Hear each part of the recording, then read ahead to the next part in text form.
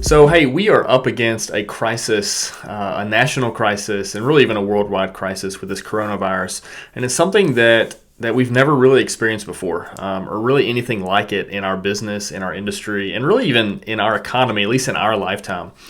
And so this is something that's new for all of us. And one of the questions that we're trying to figure out is how do we navigate this? There's a lot of uncertainties about what the future is going to look like. What's the economy going to look like in the next week, 2 weeks, next month, 2 months, or the rest of this year? There's a lot of uncertainty, and that creates anxiety. A lot of people have been laid off and lost jobs. A lot of people are applying for this payroll protection stimulus package that was just released. And a lot of people are looking to their employers and looking for answers on, hey, what is this going to be like for us? Am I going to survive this? How are we going to make it through this financially? Am I going to stay healthy? What's this look like? And so for us as leaders, now more than ever, we need to step up to the plate and really lead well. So I beat this drum of leadership all the time. And look, I am by no means perfect. And if you inquired about my team here, that they would probably tell you, yeah, Jordan's not perfect.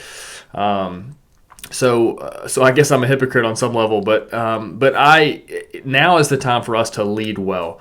And it's time for us to not just be operationally focused, but step back and say, what does my team and my company need from me as a leader?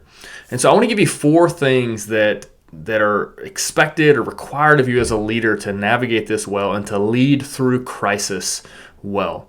So number 1 is being to really understand the issue and what's going on and staying up to date with information. So as a leader who's experiencing a crisis, you need to understand the crisis well.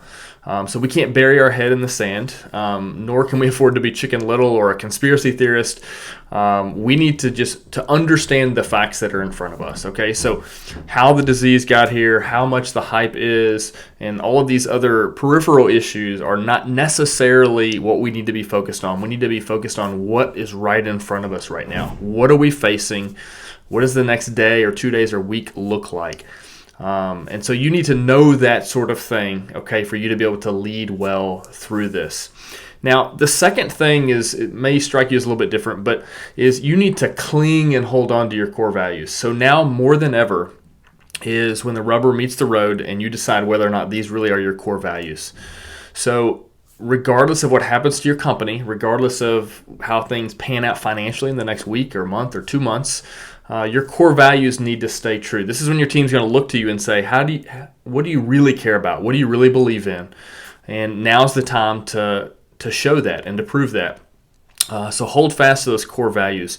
Number 3 is to communicate well and communicate often with your team. So now more than ever, people are more anxious and more uncertain right now than they normally are. And so what they need from you is constant communication for you to stay in front of them with how things are going and where are we at and how have things been in the last few days, what are things going to look like in the next few days ahead of us. They need to see you, they need to hear from you, they need to understand things from you as their leader. So they're worried about their jobs, they need to understand where they stand with that from you.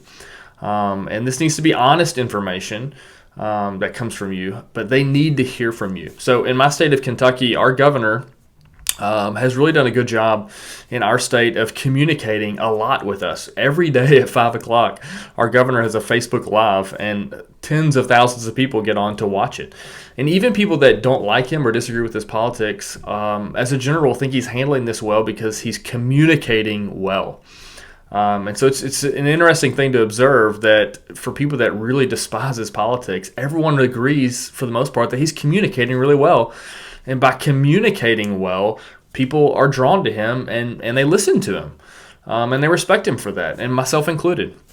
So I would encourage you to communicate often and communicate well with your team. And lastly is I would encourage you to be honest, but also be confident and hopeful. So your team needs you to sell hope to them, right? And it needs to be rooted and grounded in something, okay? And you got to figure out what that is. But be a purveyor of hope. Be somebody that offers hope to your team in the midst of this, because they may not be getting that from anywhere else. So if they're watching the news, they're not getting hope from the news. If they're in gossip circles or seeing things that are going on or policy changes or all these rules and enforcements, it's kind of doom and gloom a little bit out there right now, and they need hope from you. A lot of people aren't able to go to church right now. And everything they hear about is deaths and disease and illness and economic uncertainty. So they need hope from you. So if you can provide that in small ways, but also communicate that hope about the long term for them, I think that will be huge into helping alleviate some of the fears with your team, and to know that you are somebody they can trust or rely on come hell or high water. So implement these things and think about your leadership through this time of crisis. And it may be a time where you can lead people well. You may even be able to help change some lives in this situation, and you'll be able to build loyalty from your team in the long run.